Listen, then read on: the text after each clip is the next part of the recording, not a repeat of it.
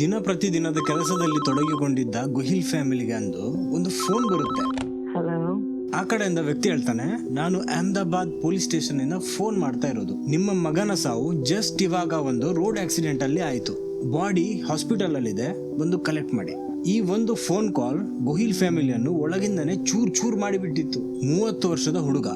Police ಹೇಳ್ತಾರೆ road accident ಆಗಿದ್ದು ಟ್ರಗಾಡ್ ಹತ್ರ. ಇದೊಂದು hit and run case. Post mortem report ಅಲ್ಲಿ ಆಕ್ಸಿಡೆಂಟ್ ನಿಂದ ಆದ ಬ್ಲಡ್ ಲಾಸ್ ಇಂದ ಸಾವಾಗಿದೆ ಅಂತ ಬರ್ದಿತ್ತು. ಪೊಲೀಸ್ ಕೇಸ್ ಬೇಗನೆ ಕ್ಲೋಸ್ ಆಗಿಬಿಡುತ್ತೆ. No suspect, no investigation. ಇದೊಂದು ಮಾಮೂಲಿ road accident case. At least ಅವರು ಪೇಪರ್ ಅಲ್ಲಿ ಇದೇ ಬರ್ದಿದ್ದು. ಆದ್ರೆ ಆ ಗುಹಿಲ್ ಫ್ಯಾಮಿಲಿಯಲ್ಲಿ ಒಂದು ವ್ಯಕ್ತಿಗೆ, ಅಂದ್ರೆ ತಮ್ಮ ಜಿಗರ್ ಗುಹಿಲ್ಗೆ ಅಣ್ಣನ ಸಾವು ಎಕ್ಸೆಪ್ಟ್ ಮಾಡೋದಕ್ಕೆ ಆಗ್ತಾ ಇರ್ಲಿಲ್ಲ. ಜಿಗರ್ ತುಂಬಾ ಕನ್ಫ್ಯೂಸ್ ಆಗಿದ್ದ. ನನ್ನನ್ನ ಡ್ರಿಂಕ್ಸ್ ಮಾಡೋದಿಲ್ಲ, ರ್ಯಾಶ್ ಡ್ರೈವರ್ ಅಲ್ಲ, ತುಂಬಾ ರೆಸ್ಪಾನ್ಸಿಬಲ್ ಮನುಷ್ಯ, ಅವನ ಜೊತೆ ಈ ತರ ಆಗೋದಕ್ಕೆ ಸಾಧ್ಯನೇ ಇಲ್ಲ. ಕನ್ಫ್ಯೂಸ್ ಆಗಿದ್ದ ಜಿಗರ್ ಮನೆಯಲ್ಲಿ ಬಿದ್ದಿದ್ದ ಅಟಾಪ್ಸಿ ರಿಪೋರ್ಟ್ ಅನ್ನು ಎತ್ತಿ ಒಮ್ಮೆ ಓದ್ತಾನೆ.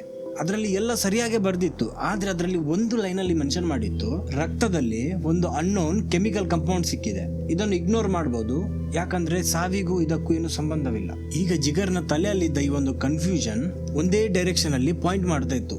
ಅದೇನಂದ್ರೆ, ಸಾವು ಆಕ್ಸಿಡೆಂಟ್ ನಿಂದ ಆಗಿದ್ರೆ ಈ ಬ್ಲಡ್ ಅಲ್ಲಿ ಕೆಮಿಕಲ್ ಕಾಂಪೌಂಡ್ ಎಲ್ಲಿಂದ ಬಂತು? ಜಿಗರ್ ಪೊಲೀಸರ ಹತ್ರ ತುಂಬಾ ಬೇಡ್ಕೋತಾನೆ, ಪ್ಲೀಸ್ ನನ್ನ ಅಣ್ಣನ ಕೇಸನ್ನು ಒಮ್ಮೆ ಆದ್ರೂ ರಿಓಪನ್ ಮಾಡಿ ಇನ್ವೆಸ್ಟಿಗೇಷನ್ ಮಾಡಿ. ಆದ್ರೆ ಪೊಲೀಸರಿಂದ ಒಂದೇ ಉತ್ತರ ಸಿಗೋದು, ಅದೇನಂದ್ರೆ, ನೀನು ಓವರ್ ಥಿಂಕ್ ಮಾಡ್ತಾ ಇದ್ಯಾ, ಮನೆಗೆ ಹೋಗು, ಎಲ್ಲ ಮರ್ತು ಬಿಡು, ಇದೊಂದು ಬರೀ ಆಕ್ಸಿಡೆಂಟ್ ಕೇಸ್ ಅಷ್ಟೇ. ಪೊಲೀಸ್ ಕಚೇರಿ ಸುತ್ತಾಡಿ ಬೇಸತ್ತಿದ್ದ ಜಿಗರ್ ಫೈನಲಿ ಡಿಸೈಡ್ ಮಾಡ್ತಾನೆ, ಸತ್ಯ ಏನು ಅಂತ ಸಿಸ್ಟಮ್ ನಂಗೆ ಹುಡುಗಿ ಕೊಟ್ಟಿಲ್ಲ ಅಂದ್ರೆ ನಾನೇ ಹುಡುಕೋತೀನಿ. ಜಿಗರ್ನ ಈ ಒಂದು ಡಿಸಿಷನ್ ಕೆಲವೇ ಸಮಯದಲ್ಲಿ ಇಡೀ ಗುಜರಾತ್ ಪೊಲೀಸ್ ಡಿಪಾರ್ಟ್ಮೆಂಟ್ ಅನ್ನೇ ಅಲುಗಾಡಿಸಿ ಬಿಡುತ್ತೆ. ಯಾಕಂದ್ರೆ ಜಿಗರ್ನ ಅಣ್ಣನ ಸಾವಿನ ಹಿಂದೆ ಇದ್ದ ಒಬ್ಬ ಸೀರಿಯಲ್ ಕಿಲ್ಲರ್, ತಾಂತ್ರಿಕನ ವೇಷದಲ್ಲಿ ಇದ್ದ ಒಬ್ಬ ರಾಕ್ಷಸ.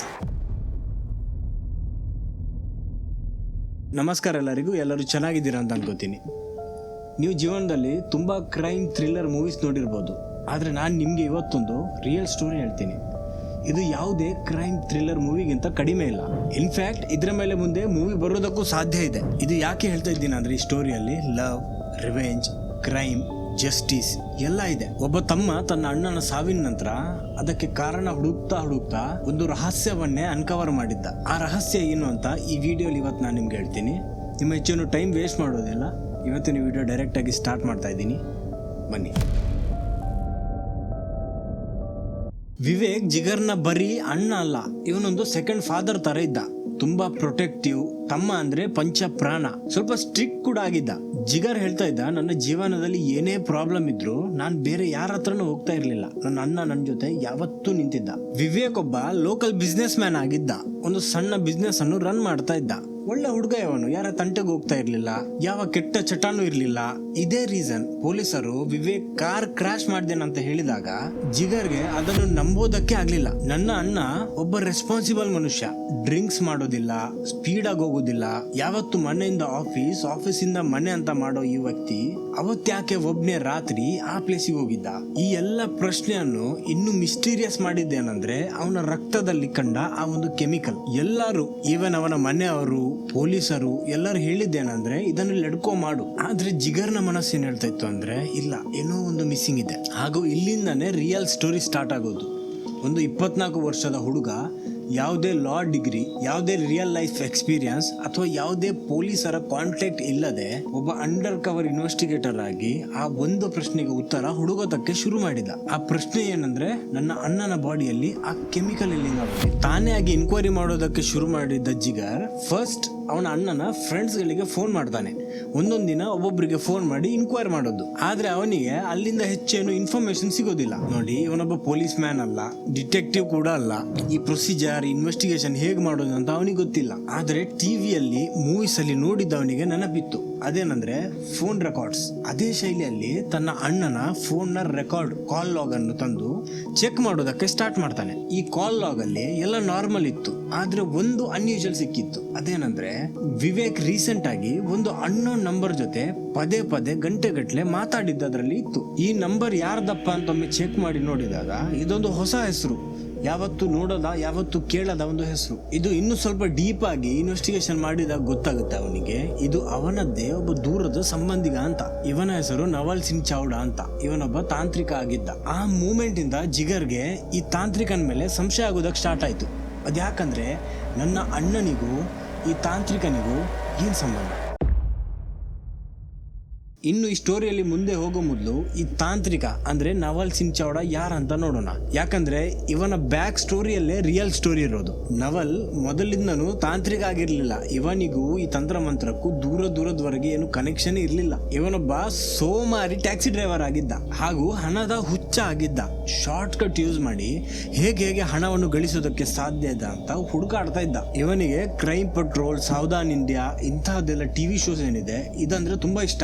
ಇದನ್ನು ಅವನು ಜಸ್ಟ್ ಎಂಟರ್ಟೈನ್ಮೆಂಟ್ಗೆ ನೋಡೋದಲ್ಲ, ಇದನ್ನು ನೋಡಿ ಕ್ರಿಮಿನಲ್ ನ ಮೈಂಡ್ ಹೇಗೆ ವರ್ಕ್ ಆಗುತ್ತೆ ಹಾಗೂ ಕ್ರೈಮ್ ಅನ್ನು ಸ್ಟಡಿ ಮಾಡ್ತಾ ಇದ್ದಿದ್ದ.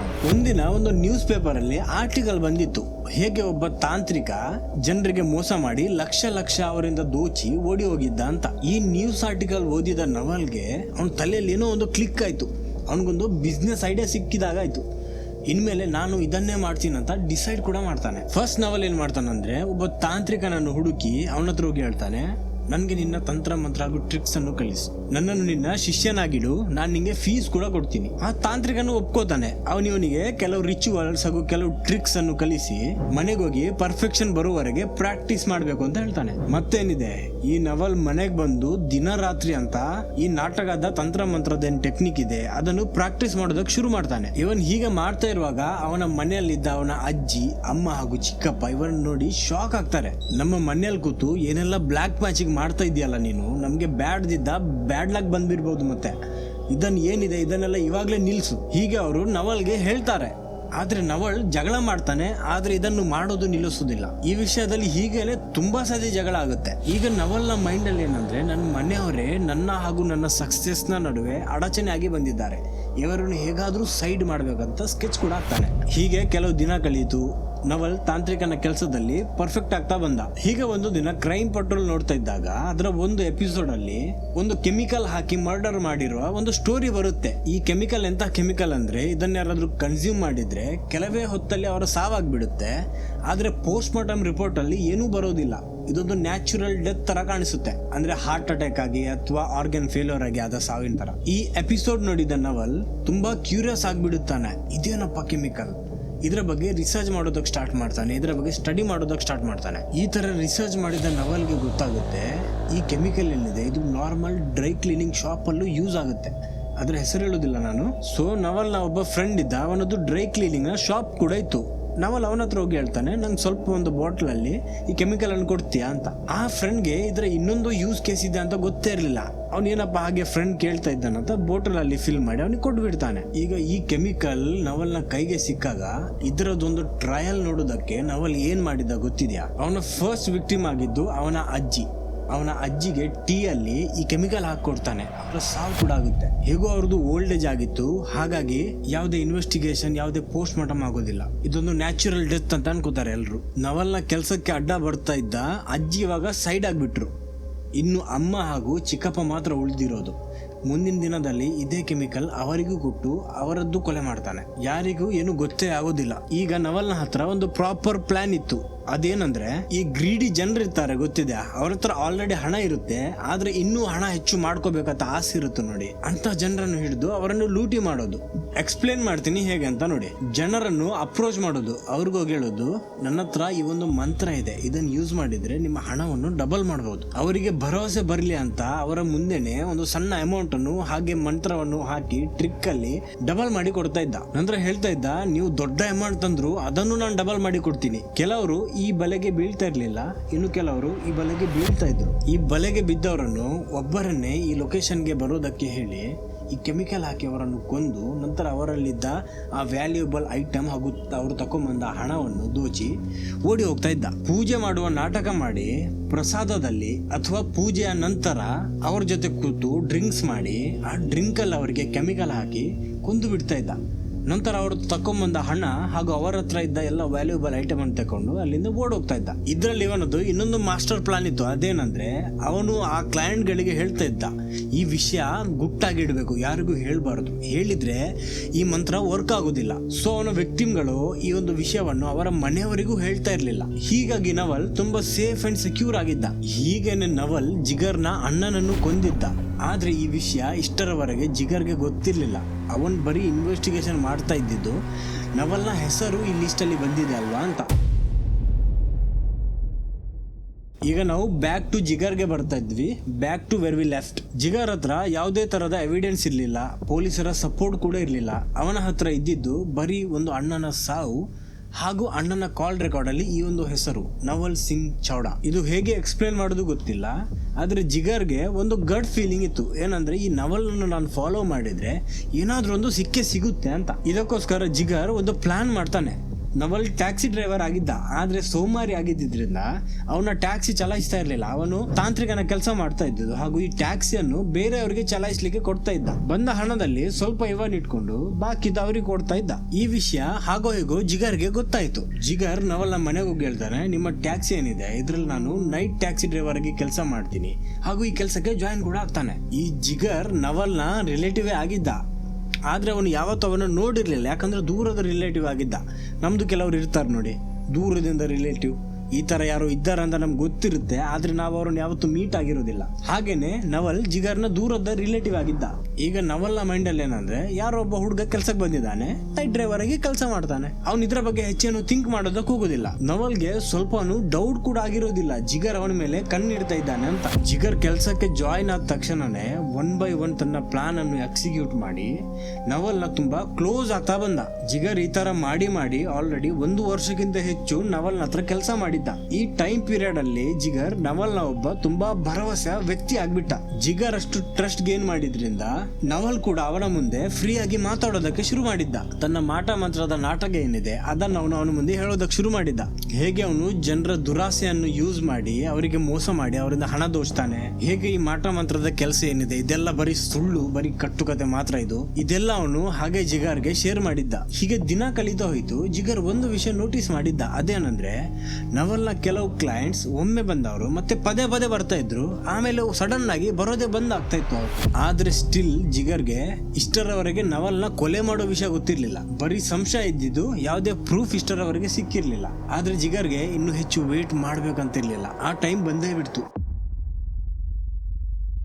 ಡಿಸೆಂಬರ್ 2024 ಅಂದ್ರೆ ಈ ವಿಡಿಯೋ ಅಪ್ಲೋಡ್ ಮಾಡೋ ಬರೀ 7 ತಿಂಗಳ ಮುಂಚೆ ನವಲ್ ಜಿಗರ್ ಹತ್ರ ಬಂದು ಹೇಳ್ತಾನೆ, ನೀ ಈ ಟ್ಯಾಕ್ಸಿ ಚಲಾಯಿಸಿ ಈ ಡ್ರೈವರ್ ಕೆಲಸ ಮಾಡಿ ಎಷ್ಟಂತ ಸಂಪಾದನೆ ಮಾಡ್ತೀಯಾ? ಹಿಂಗೆ ನಿಜವಾಗ್ಲೂ ರಿಯಲ್ ಹಣವನ್ನು ಸಂಪಾದಿಸ್ಬೇಕಾ? ನನ್ನ ಜೊತೆ ಬಾ, ನಾನು ನೀನು ಇಬ್ರು ಸೇರಿ ನಾನು ಇಷ್ಟರವರೆಗೆ ಒಬ್ಬನೇ ಮಾಡ್ತಾ ಇದ್ದೆ ಕೆಲಸವನ್ನು ಟೀಮ್ ಆಗಿ ಮಾಡೋಣ. ಹೀಗೆ ಹೇಳ್ತಾ ನವಲ್ ಅವನ ಎಲ್ಲ ಪ್ಲಾನ್ ಹಾಗೂ ಹೇಗೆ ಕೆಮಿಕಲ್ ಇಂದ ಅವನು ಕೊಲೆ ಮಾಡ್ತಾನಂತ ಜಿಗರ್ಗೆ ಎಕ್ಸ್ಪ್ಲೇನ್ ಮಾಡ್ತಾನೆ. ಈಗ ಜಿಗರ್ನ ಮುಂದೆ ಅವನ ಅಣ್ಣನ ಕೊಲೆಗಾರ ನಿಂತಿದ್ದ. ಜಿಗರ್ನ ರಕ್ತ ಬಿಸಿ ಬಿಸಿಯಾಗಿ ಕುದೀತಾ ಇತ್ತು. ಆದ್ರೂ ಜಿಗರ್ ಎವಿಡೆನ್ಸ್ ಕಲೆಕ್ಟ್ ಮಾಡ್ಬೇಕಲ್ವಾ ಅಂತ ತನ್ನ ಸಿಟ್ಟನ್ನು ಹಾಗೆ ಕಂಟ್ರೋಲ್ ಮಾಡಿ ನವಲ್ನ ಮುಂದೆ ನಾಟಕ ಮಾಡ್ತಾನೆ. ಈಗ ನವಲ್ ಜಿಗರ್ ಅನ್ನು ಹಾಗೆ ಸೈಡಿಗೆ ಕರ್ಕೊಂಡು ಹೋಗಿ 1 by 1 ಅವನ ಮುಂದಿನ ಪ್ಲಾನ್ ನ ಸೆಟಪ್ ಅನ್ನು ಎಕ್ಸ್ಪ್ಲೇನ್ ಮಾಡ್ತಾನೆ. ಹಾಗೂ ಅವನ ಗಾಡಿ ಹತ್ರ ಕರ್ಕೊಂಡು ಹೋಗಿ ಗಾಡಿಯ ಡಿಕ್ಕಿಯಲ್ಲಿ ಇಟ್ಟಿದ್ದ 2 ಬಾಟಲ್ ಅನ್ನು ತೆಗೆದು ತೋರಿಸ್ತಾನೆ. ಅದರಲ್ಲಿ ಒಂದರಲ್ಲಿ ಸಾರ ಇತ್ತು ಹಾಗೂ ಇನ್ನೊಂದರಲ್ಲಿ ಆ ಕೆಮಿಕಲ್ ಇದ್ದಿದ್ದು. ಈಗ ಜಿಗರ್ನ ಕೈಯಲ್ಲಿ ಆ ಕೆಮಿಕಲ್ ನ ಬಾಟಲ್ ಇದೆ ಹಾಗೂ ಅವನ ಮುಂದೆ ನಿಂತಿದ್ದಾನೆ ಅವನ ಅಣ್ಣನ ಕೊಲೆಗಾರ. ಆ ಕೊಲೆಗಾರ ಅವನಿಗೆ ಎಕ್ಸ್ಪ್ಲೇನ್ ಮಾಡ್ತಾ ಇದ್ದಾನೆ ಹೇಗೆ ಅವನು ಇವತ್ತು ಸಂಜೆ ಅವನಿಗೆ ಮೀಟ್ ಆಗೋದಕ್ಕೆ ಬರುವ ಈ ಬಿಸ್ನೆಸ್ ಮ್ಯಾನ್ ಅನ್ನು ಕೊಲೆ ಮಾಡುವ ಪ್ಲಾನ್ ಮಾಡಿದ್ದಾನೆ ಅಂತ. ಇದೆಲ್ಲ ಕೇಳ್ತಾ ಇರುವಾಗ ಜಿಗರ್ನ ಮೈಂಡ್ ಅಲ್ಲಿ ಏನಂದ್ರೆ, ಆ ಬಿಸ್ನೆಸ್ ಮ್ಯಾನ್ ನ ಪ್ಲೇಸ್ ಅಲ್ಲೇ ಕೆಲವು ವರ್ಷದಿಂದ ಅವನ ಅಣ್ಣ ಇದ್ದ. ಇದೊಂದು ಇಮೋಷನಲ್ ಮೂಮೆಂಟ್ ಆಗಿತ್ತು ಜಿಗರ್ಗೆ. ನವಲ್ ಎಕ್ಸ್ಪ್ಲೇನ್ ಮಾಡ್ತಾ ಇರುವಾಗ ಅವನ ಪ್ಲಾನ್ ಅನ್ನು ಜಿಗರ್ನ ಮೈಂಡ್ ಅಲ್ಲಿ ಪ್ರತಿಯೊಂದು ಸಿಚುವೇಶನ್ ಅಲ್ಲಿ ಅವನ ಅಣ್ಣನ ಮೂಮೆಂಟ್ ಕಾಣಿಸ್ತಾ ಇತ್ತು. ಆದ್ರೂ ಜಿಗರ್ ಇದನ್ನೆಲ್ಲ ಕಂಟ್ರೋಲ್ ಮಾಡಿ ನವಲ್ನ ಮುಂದೆ ನಾಟಕ ಮಾಡ್ತಾನೆ. ನಾನು ನಿನ್ನ ಜೊತೆನೇ ಇದ್ದೀನಂತ ಭರವಸೆನೂ ಕೊಡ್ತಾನೆ. ಈ ತರ ಎಲ್ಲ ಮಾಡಿ ನಂತರ ಹಾಗೆ ಸ್ವಲ್ಪ ಸೈಡ್ಗೆ ಹೋಗಿ ಪೊಲೀಸ್ ಅವರಿಗೆ ಮೆಸೇಜ್ ಆಗಿಬಿಡ್ತಾನೆ. ಈ ಮೆಸೇಜ್ ಅಲ್ಲಿ ಬರ್ದಿತ್ತು, ಇವತ್ತು ಸಂಜೆ ಇಷ್ಟೊತ್ತಿಗೆ ಒಬ್ಬ ಬಿಸ್ನೆಸ್ ಮ್ಯಾನ್ ನ ಕೊಲೆ ಆಗಲಿದೆ. ಆ ಕೊಲೆ ಆಗೋ ಜಾಗದ ಅಡ್ರೆಸ್ ಬರ್ದಿತ್ತು ಹಾಗೂ ಕೊಲೆಗಾರನ ಹೆಸರು ಬರ್ದಿತ್ತು. ಇದರಲ್ಲಿ ಇನ್ನೊಂದು ಇಂಟ್ರೆಸ್ಟಿಂಗ್ ವಿಷಯ ಏನಂದ್ರೆ, ಈ ಪೊಲೀಸ್ ಏನಿದ್ದ ಅವನು ಜಿಗರ್ನ ಫ್ರೆಂಡ್ ಅಥವಾ ಪರಿಚಯದವನಾಗಿರ್ಲಿಲ್ಲ, ಆದ್ರೆ ಅವನಿಗೆ ಜಿಗರ್ನ ಬಗ್ಗೆ ಗೊತ್ತಿತ್ತು because of his brothers death. ಪೊಲೀಸರಿಗೆ ಇದೊಂದು ಪ್ರಾಂಕ್ ಅಂತ ಅನಿಸ್ಲಿಲ್ಲ. ಜಿಗರ್ ಒಬ್ಬ ತಮಾಷೆ ಮಾಡೋ ವ್ಯಕ್ತಿ ಅಲ್ಲ ಅಂತ ಅವ್ರಿಗೆ ಗೊತ್ತಿತ್ತು. ಎಲ್ದಿದ್ರು ಯಾಕೆ ಅವನು ಈ ರಿಸ್ಕ್ ಅಂತ ಗೊತ್ತಾನೆ. ಅದಕ್ಕೋಸ್ಕರ ಆ ಪೊಲೀಸ್ ಬೇರೆ ಪೊಲೀಸ್ ಸಿಬ್ಬಂದಿಯವರೊಂದಿಗೆ ಹೇಳಿದ ಜಾಗಕ್ಕೆ ಹೇಳಿದ ಟೈಮಲ್ಲಿ ಹೋಗಿ ಮುಟ್ತಾರೆ. ಅಲ್ಲಿಗೆ ಹೋಗಿ ಮುಟ್ಟಿದವರಿಗೆ ಇಬ್ರು ಸಿಗ್ತಾರೆ, ಜಿಗರ್ ಹಾಗೂ ನವಲ್. ನವಲ್ ತುಂಬಾ ಕನ್ಫ್ಯೂಸ್ ಆಗಿದ್ದ. ಇಲ್ಲಿ ಪೊಲೀಸರು ಹೇಗೆ ಬಂದಿದಂತ ಅವನಿಗೆ ಗೊತ್ತಿಲ್ಲ. ನವಲ್ಗೆ ಇಲ್ಲಿ ಏನ್ ನಡೀತಾ ಇದೆ ಅಂತ ಪ್ರೊಸೆಸ್ ಮಾಡೋದಕ್ಕೂ ಆಗ್ತಾ ಇರ್ಲಿಲ್ಲ. ಅದೇ ಹೊತ್ತಲ್ಲಿ ಜಿಗರ್ ಮುಂದೆ ಬಂದು ಪೊಲೀಸರಿಗೆ ಹೇಳ್ತಾನೆ, ನಾನೇ ಮೆಸೇಜ್ ಮಾಡಿದ್ದು ಹಾಗೂ ಇವನೇ ಕೊಲೆಗಾರ. ನವಲ್ ಅವಾಗ್ಲೇ ಶಾಕ್ ಆಗ್ಬಿಡ್ತಾನೆ. ಜಿಗರ್ನ ಕಡೆ ನೋಡ್ತಾನೆ. ಜಿಗರ್ನ ಕಡೆ ನೋಡಿದಾಗ ಜಿಗರ್ ಆ ಕೆಮಿಕಲ್ ನ ಬಾಟಲ್ ಅನ್ನು ಪೊಲೀಸರಿಗೆ ಹ್ಯಾಂಡ್ ಓವರ್ ಮಾಡ್ತಾನೆ. ಈ ನವಲ್ ನ ಕಣ್ಣಲ್ಲಿ ಸಿಟ್ಟು, ಕನ್ಫ್ಯೂಷನ್ ಹಾಗೂ ಮೋಸ ಆಗಿರೋದು ಕ್ಲಿಯರ್ಲಿ ಕಾಣಿಸ್ತಾ ಇತ್ತು. ಇದೆಲ್ಲ ಹೇಗೋ ಆಯ್ತು, ಆದ್ರೂ ಸ್ಟಿಲ್ ಪೊಲೀಸರ ಹತ್ರ ಜಿಗರ್ ಕೊಟ್ಟ ಈ ಒಂದು ಬಾಟಲ್ ಹಾಗೂ ಆ ಮೆಸೇಜ್ ಅನ್ನು ಬಿಟ್ಟು ಬೇರೆ ಏನು ಎವಿಡೆನ್ಸ್ ಇರಲಿಲ್ಲ. ಇವರಿಬ್ಬರನ್ನು ಕರ್ಕೊಂಡು ಪೊಲೀಸರು ಪೊಲೀಸ್ ಸ್ಟೇಷನ್ಗೆ ಹೋಗ್ತಾರೆ ಹಾಗೂ ಅಲ್ಲಿ ಇಂಟರೋಗೇಷನ್ ಸ್ಟಾರ್ಟ್ ಆಗುತ್ತೆ. ಸ್ಟಾರ್ಟಿಂಗ್ ಅಲ್ಲಿ ಪೊಲೀಸರ ಮೈಂಡ್ ಅಲ್ಲಿ ಏನಿದೆ ಅಂದ್ರೆ, ಇದೊಂದು just attempt to murder case ಆಗಿರ್ಬೋದು. ಆದ್ರೆ ನವಲ್ ನಂತರ ಬಾಯಿ ಬಿಡೋದಕ್ಕೆ ಸ್ಟಾರ್ಟ್ ಮಾಡಿದಾಗ ಪೊಲೀಸ್ ಡಿಪಾರ್ಟ್ಮೆಂಟ್ ಬೆಚ್ಚಿ ಬೀಳುತ್ತೆ. ಇವನು ಬರೀ ಒಬ್ಬ ತಾಂತ್ರಿಕ ಆಗಿರ್ಲಿಲ್ಲ, ಗುಜರಾತ್ ನೋಡಿರುವ one of the worst serial killer in recent history ಆಗಿದ್ದ. ಇವನು ಬರೀ 6 ತಿಂಗಳಲ್ಲಿ 12 ಜನರನ್ನು ಕೊಂದಿದ್ದ. ಈ 12 ಜನರಲ್ಲಿ I think most of them natural death ಅಂತಾನೆ ಡಿಕ್ಲೇರ್ ಆಗಿದ್ದು. ಈ ಇಷ್ಟು ಕೊಲೆ ಅವನು ಮಾಡಿದ್ದು ಸಿಟ್ಟಿನಿಂದ ಅಲ್ಲ, ರೆವೆಂಜ್ಗೋಸ್ಕರ ಅಲ್ಲ, ಬರೀ ಹಣಕ್ಕೋಸ್ಕರ. ಎಸ್, 12 ಜನರು, ಇನ್ಕ್ಲೂಡಿಂಗ್ ಅವನನ್ನು ಹೆತ್ತ ಅವನ ಸ್ವಂತ ತಾಯಿ. ಪೊಲೀಸರಿಗೆ ಜಿಗರ್ ಅಂಡರ್ ಕವರ್ ಹೋಗಿ ಇನ್ವೆಸ್ಟಿಗೇಷನ್ ಮಾಡಿಲ್ಲದಿದ್ರೆ ಇವತ್ತಿನವರೆಗೆ ಗೊತ್ತೇ ಆಗ್ತಾ ಇರ್ಲಿಲ್ಲ. ಈ ಒಬ್ಬ ಸೀರಿಯಲ್ ಕಿಲ್ಲರ್ ಇವತ್ತಿನವರೆಗೆ ನಮ್ಮ ನಡುವೆನೇ ಇರ್ತಾ ಇದ್ದ. ಆ ಜಿಗರ್ನಲ್ಲಿ ಏನಿತ್ತು? ಅಣ್ಣನ ಮೇಲೆ ಪ್ರೀತಿ, ಒಂದು ಸಣ್ಣ ಸಂಶಯ ಹಾಗೂ ಒಂದು ಪ್ರಶ್ನೆ, ನನ್ನ ಅಣ್ಣನ ಬಾಡಿಯಲ್ಲಿ ಆ ಕೆಮಿಕಲ್ ಎಲ್ಲಿಂದ ಬಂತು? ಈ 1 ವರ್ಷ 3 ತಿಂಗಳು ಅಣ್ಣನ ಕೊಲೆಗಾರನ ಅಡಿಯಲ್ಲಿ ಕೆಲಸ ಮಾಡಿ ತನ್ನ ಸೇಫ್ಟಿ ಹಾಗೂ ಸ್ಯಾನಿಟಿಯನ್ನು ರಿಸ್ಕ್ ಅಲ್ಲಿ ಇಟ್ಟು ಪೊಲೀಸರಿಂದ ಆಗದ ಕೆಲಸವನ್ನು ಒಬ್ಬನೇ ಮಾಡಿ ತೋರಿಸ್ತಾನೆ. ಇದು ಈ ಸ್ಟೋರಿಯ ಹ್ಯಾಪಿ ಎಂಡಿಂಗ್ ಆಗಿರ್ಬೋದಲ್ವಾ? May be.